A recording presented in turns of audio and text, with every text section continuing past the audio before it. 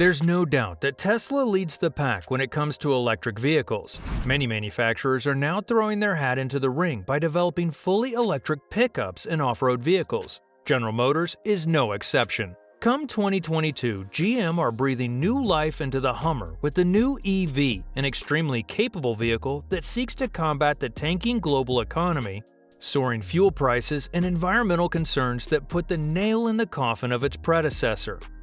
If electric vehicles are our future, then the new Hummer EV is being touted as giving Tesla a run for its money. So why do idiots hate it so much? Only the true classics are instantly recognizable. The average Joe can spot a Porsche, Ferrari, and a Mustang from a mile off. And same goes for a Hummer.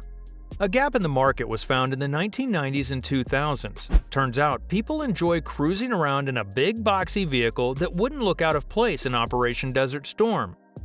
The original H1 was an absolute beast, with the subsequent H2 and H3 models watered down somewhat, favoring aesthetics, cool points, and a massively supercharged engine over off-road capabilities. These smaller models were better suited to mall crawling than mud crawling, a fact that actually made them more popular. The EV takes everything you love about a Hummer and combines it with bleeding-edge electric battery and motor technology so you won't need to work a second job just to pay for the fuel bill. The love. So what's all the fuss about, and what makes the Hummer EV such a great vehicle? Well, to be fair, they are pretty awesome. Looking from the front, the huge over-engineered heavy-duty bash plate gives a less than subtle indication that unlike the H2 and H3, the EV has been designed and built with off-roading in mind. 3 transparent panels can be removed and stored under the hood so that when the weather's fine, you can feel the wind blow through your hair via the open-air infinity roof. A power-operated roller shutter tonneau cover secures cargo stowed in the back, keeps the water out of the rear tray, and makes the vehicle way more aerodynamic. Speaking of speed, the EV is lightning fast. Forward propulsion at breakneck velocity comes courtesy of a trio of electric motors offering instant torque. They combine to produce 1,000 horsepower with a maximum 800 foot-pounds of torque. It'll just about keep up with the Tesla Cybertruck, as the Hummer will do 0 to 60 in 3 seconds flat, just a split second shy of its market-leading rival. To put that into perspective, that's an off-road vehicle with supercar performance, as fast as the Porsche 911 Carrera S, Chevy Corvette, and the Lamborghini Urus. The onboard battery is capable of 800-volt DC fast charging by swapping from parallel to series mode for simultaneous charge. Each 10 minutes of charge will get you 100 miles on the road, up to a maximum of 400 miles at full charge. The big ticket item is the 4-wheel steer feature, which allows you to effectively keep the Hummer facing the same way while crab walking sideways. It's going to be the difference between squeezing through a tight spot out in the forest mountain ranges and not. The added bonus is an extremely tight turning radius, nothing at all similar to the boat-like turning circle of the previous Hummer models. The EV sports air suspension all around and can raise or lower the vehicle height by 6 inches, allowing for better handling on the road before getting up and increasing clearance to tackle your rugged terrain destination. It packs all the bells and whistles and more. Super Cruise will be an available driving mode which offers semi-autonomous functionality. It will detect an appropriate lane change distance, initiate the merge when optimal and safe, and even use the side indicator to signal other motorists of its intentions. One step closer to driverless cars. The hate.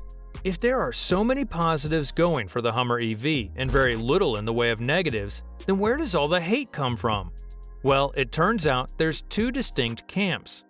The first are the uninformed idiots. The boomers who are stuck in the past and are so resilient on fossil fuels they can't see past the eventual reality that we'll run out of resources, or simply don't care because they won't live that long.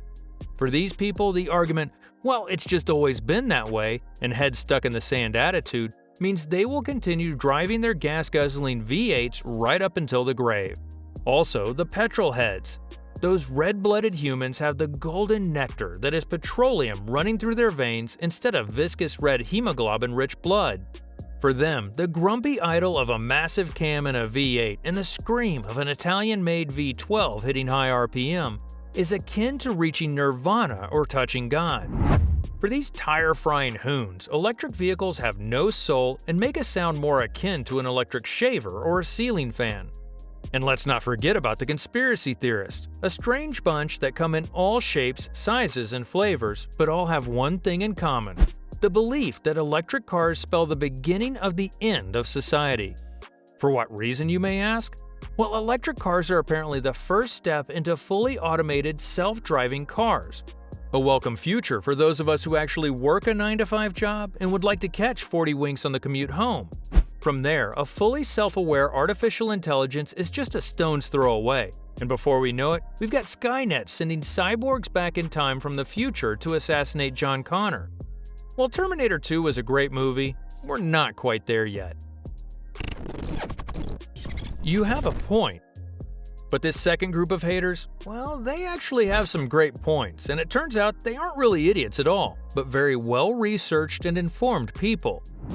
There are a lot of reasons why the current manufacture of electric vehicles is extremely bad for the environment and harmful to at-risk people on the other side of the globe. Knowing how a battery is made is proof that the green dream that the electric automobile industry sold us on is nothing more than a beautifully constructed fairy tale. Thirsty work.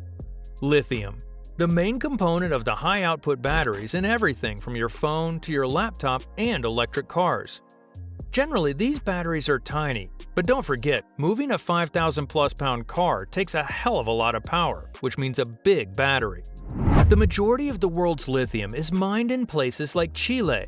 In the drought-stricken Salar de Atacama region, 65% of the already low water supply is used for mining. Extracting 1 ton of lithium from the earth uses a whopping 500,000 gallons of water during the process. Let kids be kids. Amnesty International have cited human rights abuses associated with the extraction of cobalt, an extremely toxic rare earth metal that is vital to the manufacture of lithium batteries. The planet's deposits of cobalt are almost exclusively concentrated and mined in the Democratic Republic of Congo. It's pulled out of the ground using a process similar to fracking that burns up a monumental amount of energy supplied by coal power stations. That and working in artisanal mines using basic hand tools. Many of these hands belong to child labor, some as young as 7 or 8 years old. Kids working without safety gear and protective equipment doing an extremely dangerous and physical task. These children end up with what is known as hard metal lung disease, with lifelong chronic respiratory troubles the best-case scenario, and the worst-case scenario, early death. There are currently no laws dictating that raw cobalt bought by manufacturing companies needs to be obtained in an ethical manner, or that they have to report on the supply chain and how that supply was produced. With no other place to mine, African children are being pushed to illegally work for a pittance of $1 a day. Recycling bin. There is going to be a new environmental issue by the year 2030, as 1 million tons of spent lithium-ion batteries are all dressed up with nowhere to go. Currently, there is no sound strategy to enable the recycling and reuse of this precious resource that's rare in nature, expensive to produce, and takes a huge toll on exploited peoples in third-world countries. There are now 3 million electric vehicles on our roads, and the number sold is increasing 75% per year. We've traded a finite resource on fossil fuels for another finite resource, lithium. The wrap-up. All in all, the hatred towards the Hummer EV isn't anything to do with the car itself, but the way it's made. Producing the batteries required to power them is arguably driving the child slave labor market underground due to the lack of transparency as to exactly how and where the material was sourced. There's an argument that,